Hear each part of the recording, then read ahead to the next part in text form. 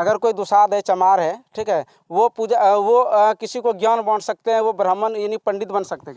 नहीं सर, ये कहीं नहीं लिखा है कि एक ब्राह्मण ही सब चीज़ कराते हैं। जैसे पूजा हुआ, पंडिताई के काम हुए, ब्याह शादी जो हुए, ये सब करते हैं। वो जोग अगर है कोई तो वह शूद्र नहीं। यहाँ तो चातुर्वर्णम जो बोले हम, वो गुण कर्म विभाग सो, वो गुण के कारण, कर्म के कारण ये वर्ण दिए गए हैं। ये भगवान कृष्ण कह रहे हैं। तो यानी कि हमको जानकारी हो जाए तो हम ब्राह्मण का काम कर सकते हैं, लेकिन उसमें तो विरोध किया गया है। विरोध किए गए हैं जो तो कहा गया है कि जो है पंडित वही बनेगा, अगर ब्राह्मण है वही पंडित बनेगा। अगर अगर दुसाध है, पासवान है, यादव है, अगर आपको गीता का जानकारी, अगर रामायण का जानकारी या आपको मंत्र का जानकारी, तो आप पूजा पाठ नहीं कर सकते हैं। तो आप जो है पासवान जी को बहुत बड़ा कहीं ना कहीं पंडाल में यज्ञ कराने के लिए बुलाएंगे?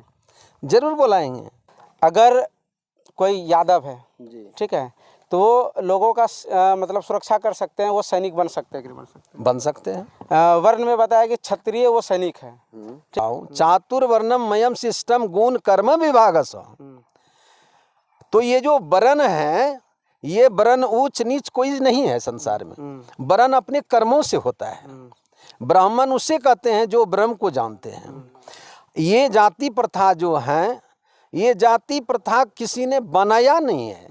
ये जाति प्रथा गुण कर्म से इसका धरा हुआ है। 12 अप्रैल को करीबन लाखों की संख्या में यहाँ सत्संग सुनने के लिए श्रद्धालु आएंगे।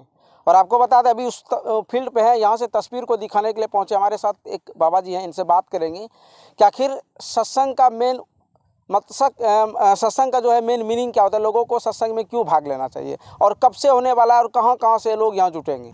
क्या नाम है आपका? मेरा नाम है घनश्याम बाबा। हमारा आश्रम यहीं पर है, समुद्रा घाट सत्संग भवन, उसी में हम रहते हैं। और गांव हमारा ये महेशपुर ही पड़ते हैं, जन्म स्थान। और यह जिला वार्षिक सत्संग है, जो गोड्डा जिला से हर साल जिला वार्षिक होते हैं। इसका टाइम साल भर पहले लेना पड़ता है। वही 2 दिवसीय सत्संग 11 और 12 अप्रैल को हैं। और इसमें मनियारपुर धाम से पूज्य ब्रह्म ऋषि स्वामी चौत्रानंद जी महाराज पधार रहे हैं। और उनके साथ में अन्य सभी वरिष्ठ साधु, उसमें सैकड़ों की संख्या साधु रहेंगे। 10,000 के दर्शक तो जरूर यहाँ आएंगे। और पूरा मेला लगेंगे, भीड़ होंगे। क्या तारीख से है ये? 11 और 12 तारीख से। यानी कि 11 अप्रैल और 12 अप्रैल 2 दिन जो है भव्य में यहाँ मेला लगेगा। हाँ, मेला लगेगा। काफ़ी संख्या में लोग यहाँ जुटेंगे। अच्छा, एक बात बताइए, सत्संग का अर्थ क्या होता है? सत्संग का अर्थ होता है सत का संग हो जाना।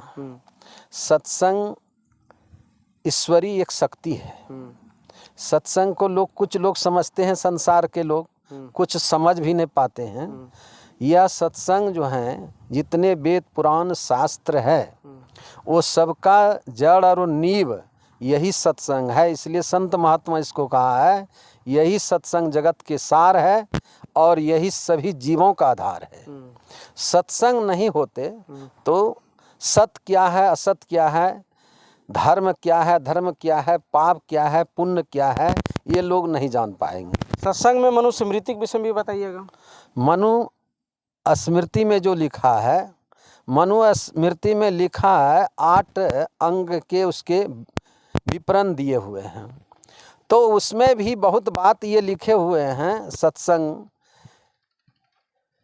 हम लोगों में जो हिंसक और अहिंसक जिसको हम लोग बोलते हैं, तो वो हिंसा करना ये पाप धर्म है, धर्म नहीं, वो अधर्म है। तो मनुस्मृति में तो 8 अंग में बहुत चीज़ बताए गए हैं। इसलिए वह चीज़ पर, वह सिद्धांत पर अगर नहीं चलते हैं तो यह जानकारी के लिए यह सभा संत महात्मा साधु के लगते हैं। उसमें जो भाग लेते हैं, जो सुनते हैं, समझते हैं, जीवन में उतारते हैं, तो शायद इसी जीवन में वह भवसागर से पार हो जाते हैं, अर्थात उसका जीवन मुक्त हो जाते हैं। या लोक और परलोक, या लोक भी बन जाते हैं और परलोक भी उसके बन जाते हैं। 2-3 सवाल मेरा करवा रहेगा, जवाब दे दीजिएगा। हाँ, बोलिए। एक सवाल कि मनुस्मृति में वर्ण के विषय में जो है उल्लेख किया गया है, क्या ये वो स्मृति में जो वर्ण का लेख दिए गए हैं, तो गीता के श्लोक में लिखा हुआ है, गीता का श्लोक में लिखा हुआ है,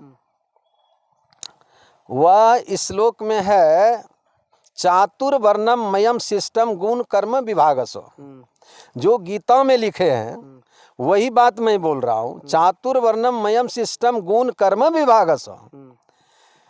तो ये जो वर्ण है, ये वर्ण ऊंच नीच कोई नहीं है संसार में, वर्ण अपने कर्मों से होता है। ब्राह्मण उसे कहते हैं जो ब्रह्म को जानते हैं। ये जाति प्रथा जो है, ये जाति प्रथा किसी ने बनाया नहीं है, ये जाति प्रथा गुण कर्म से इसका धरा हुआ है। अच्छा एक बात बताइए, आप बहुत ज्ञानी हैं, एक चीज़ प्रश्न है मेरा, अगर कोई यादव है, ठीक है, तो लोगों का मतलब सुरक्षा कर सकते हैं, वो सैनिक बन सकते हैं कि नहीं बन सकते? बन सकते हैं। वर्ण में बताया कि क्षत्रिय वो सैनिक है, ठीक है, यादव या ओबीसी इसमें जितने भी समाज आ गए हैं वो जो है वैश्य कहलाते हैं, ठीक है, उसका काम है मजदूरी करना। तो हम ये पूछ रहे हैं आपसे कि अगर वो यादव है जिसका काम बताया गया वर्ण मनुस्मृति में कि मजदूरी करना है, तो क्या वो सैनिक बन सकता है? सैनिक बन सकते हैं, बन सकते। ये पाप नहीं होगा? ये पाप नहीं है। अगर कोई दुसाध है, चमार है, ठीक है, वो किसी को ज्ञान बांट सकते हैं, वो ब्राह्मण यानी पंडित बन सकते हैं कि नहीं बन सकते? नहीं सर, ये कहीं नहीं लिखा है कि एक ब्राह्मण ही सब चीज़ कराते हैं। जैसे पूजा हुआ, पंडिताई के काम हुए, ब्याह शादी जो हुए, ये सब करते हैं। वो जोग अगर है कोई तो वह शूद्र नहीं। यहाँ तो चातुर्वर्णम जो बोले हम, वो गुण कर्म विभागसो, वो गुण के कारण कर्म के कारण ये वर्ण दिए गए हैं। ये भगवान कृष्ण कह रहे हैं। तो यानी कि हमको जानकारी हो जाए तो हम ब्राह्मण का काम कर सकते हैं? कर सकते हैं, लेकिन उसमें तो विरोध किया गया है। विरोध किए गए हैं जो कर तो कहा गया है कि जो है पंडित वही बनेगा, अगर ब्राह्मण है वही पंडित बनेगा। अगर दुसाध है, पासवान है, यादव है, अगर आपको गीता का जानकारी, अगर रामायण का जानकारी या आपको मंत्र का जानकारी, तो आप पूजा पाठ नहीं कर सकते हैं। तो आप जो है पासवान जी को बहुत बड़ा कहीं ना कहीं पंडाल में यज्ञ कराने के लिए बुलाएंगे? जरूर बुलाएंगे। साधु के दृष्टि में कोई बड़ा और छोटा नहीं होता है। साधु के दृष्टि में तो एकमात्र नर और नारी है, और नर नारी का भेद तब हट जाते हैं जब, जैसे कि हमारे महर्षि मेहिदास परमहंस जी महाराज हुए, उसके दृष्टि में तो मात्र जीव मात्र बचा, उसमें नर और नारी भेद नहीं।